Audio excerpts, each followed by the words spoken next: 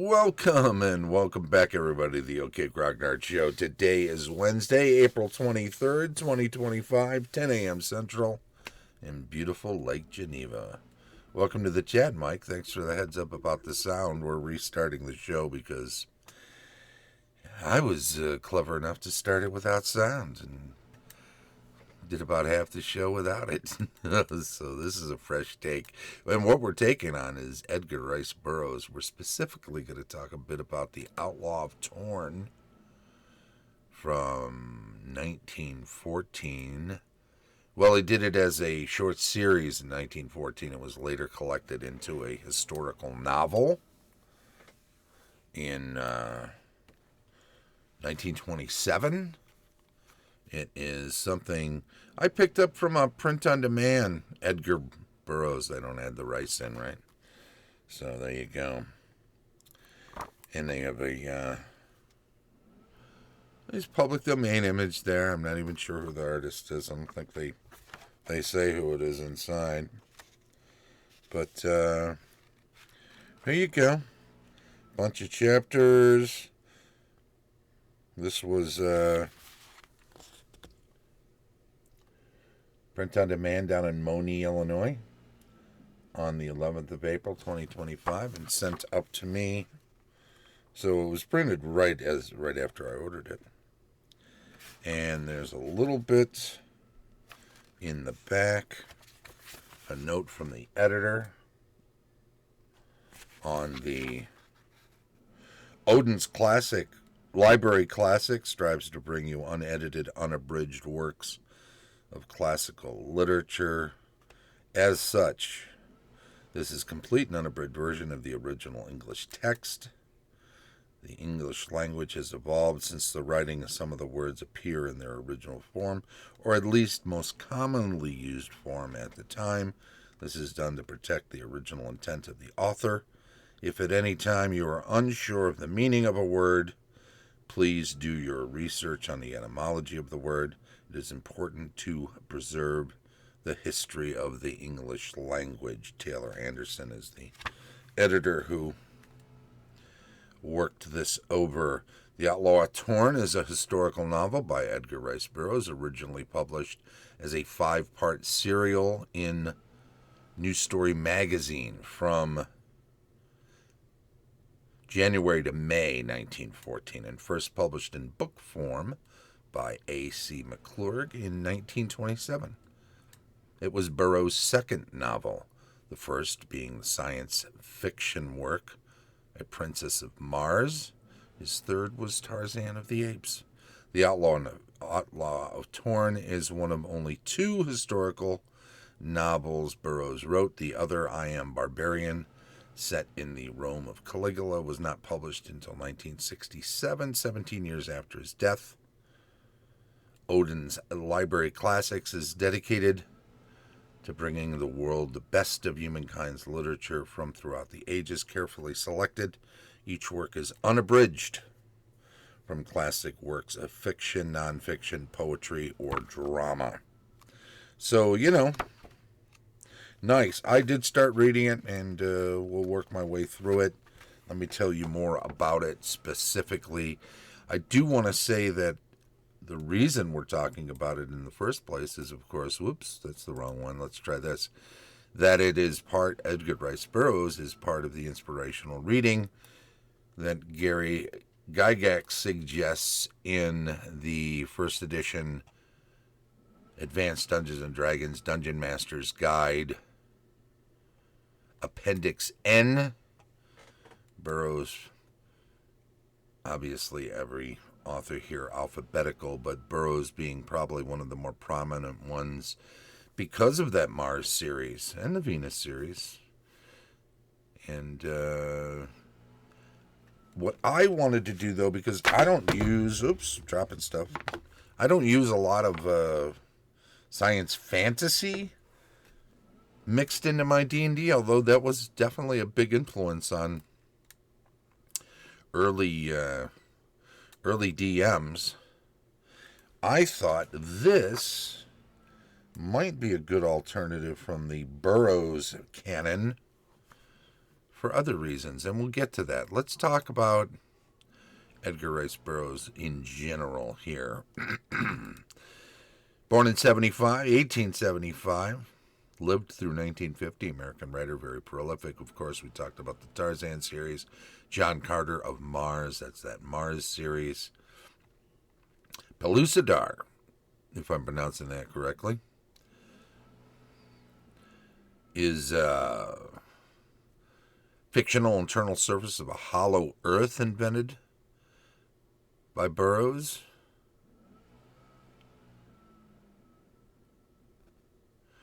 So, set in the same universe as Tarzan. And since Tarzan was at the time more or less a modern day series, right? A little older, right? 1800s it was set in. Let's see.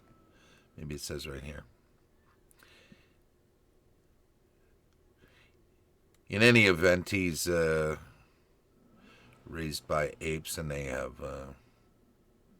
firearms and whatnot. So the Hollow Earth is happening under the ground in a real world setting of what is a contemporary to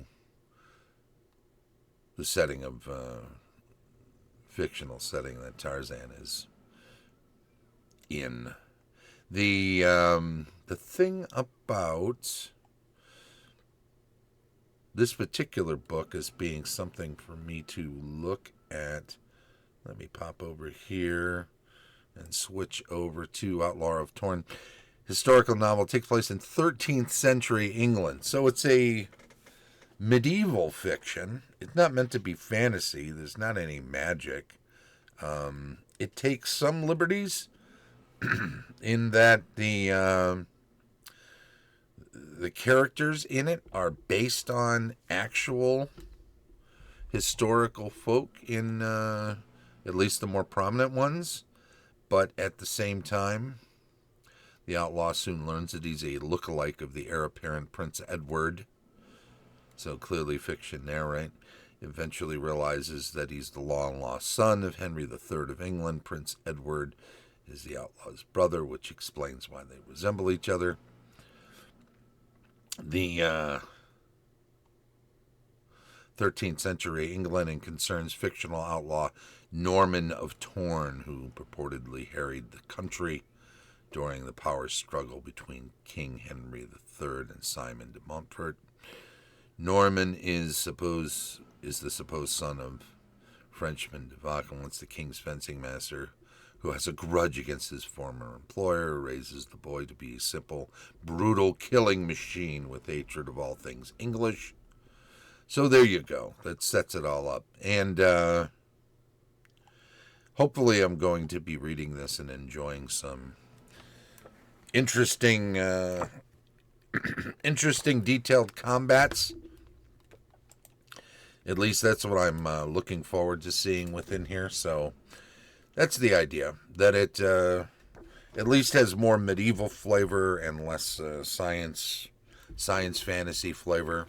And that's why I chose it as maybe a less traditional Burroughs choice for inspirational reading from that Appendix N, but nonetheless, I don't think that far-reaching. So I will read it. I'll comment at some point later after I've read it about how much I enjoyed it. At least I probably don't give it extensive reviews. It's more important for people to form their own opinion. I'm not trying to tell people what's good or bad. I suppose everybody has the right to do that, but it's not something if I like something, I'll sing its praises. Mike in the chat says book report due next week before end of class. I just started up the new campaign, the new leg of the old campaign, or restarted the campaign from last year, and boy, I got my hand full with that. It's nice to have some reading to take a break from some of that, and of course I'm still working at the game store, so I don't have a ton of time to just sit and read like I used to when I was younger, and I would a whole day would go by with just a couple of visits to the restroom and the fridge to make sure I had everything I needed as I poured through novels in 2 or 3 days often. So don't have that kind of time anymore, but I'll get as far as I can. It's not like it's super thick, although I must say at this text size it comes out to 91 pages. So it's not huge. I would think if you put this in a less struggling text size, it might be a couple of hundred, might be 180 pages or so. You know, I don't know. I'm going to enjoy it. I read the first section and it's flows very nicely, so it's in pretty good shape. Obviously, it had some editing when it was put out as the serialized form, and I'm sure when McClurg republished it as its own novel, it had the once-over, even if the people who picked it up and put it out in this print-on-demand form preserved it by not touching it 2 weeks. In weeks prior, did I miss other parts of Gary Con after the action report? No. The Gary Con shows were just a pre-show and a post-show. Pretty quick. I mean, most of what was going on was centered around the passing of Ernie, so that was a large focus of it. And that's how that goes. In any event, let's do some reading and work on a campaign. I've got 2 more weeks, by the way. May 7th is interesting because it will mark officially the 500th show for the OK Grognard show. And then also marks the 5-year anniversary actually started the beginning of April, the beginning of this month, I suppose. But we can mark it both at the same time, right?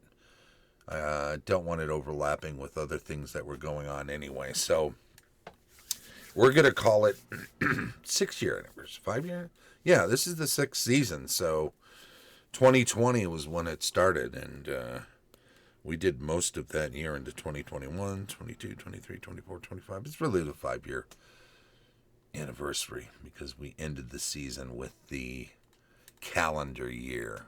So next week we'll probably be talking, I'm not even sure. I don't know if I want to do a campaign update yet. We only got together and did recaps and that sort of thing, so there's not a lot of new stuff to update. We will do that probably on the 14th. Which means I gotta find something to do for next week. Probably something from the DMG or maybe from the Player's Handbook. Or maybe a monster thing. I want to do that. Let's save that for the new year. All right, we're going to figure out something to do next week. And then in 2 weeks, we'll do the 500th show. And a 5-year anniversary show. Figure out something fun to do for that and special. Very exciting. Thank you very much. Thanks for joining us in the chat. Thanks for helping me get things straightened out on the sound. Oh, that was the Vince also who said that. The Vince himself. We will shut this one down and say, call this one a wrap. So check that out, The Outlaw of Torn, Edgar Rice Burroughs, or wait for me to comment on it in coming weeks if you want some verification that it's a readable early Burroughs novel. I think I've already read some of it. I think it is a readable one. I'm sure there's some weirdness in it at some point, but it's 100 years old, right? So there you go. This has been the OK Grognard Show, where we're talking about Edgar Rice Burroughs, The Outlaw of Torn. The show streams live on Twitch each Wednesday at 10 a.m. Central, and it's archived on YouTube. Like, subscribe, follow, do all of that stuff for me. I'd very much appreciate it. And you can support the channel even at the free level on patreon.com. Don't forget, you can join such illustrious luminaries such as Tom Tullis of Fat Dragon Games, Carlos Lysing of Castle Entertainment, Heath Farndon of the Andy D&D 20, Dave O'Brien, and unauthorized user, Heidi and Eric Gygax Garland of Gaxland, Vince Ragusa of the Maroon Room, of excellent prog rock band, Daniel Caldwell of Griffin and Gargoyle, Christian Garcia, Stephanie Lesniewski-Gruchow, Cera Toppilopkus, Colin Szablewski, and as always, Shane Bradley, DM Extraordinaire. This has been the OK Grognard Show from beautiful Lake Geneva, Wisconsin. Thank you, and bye-bye.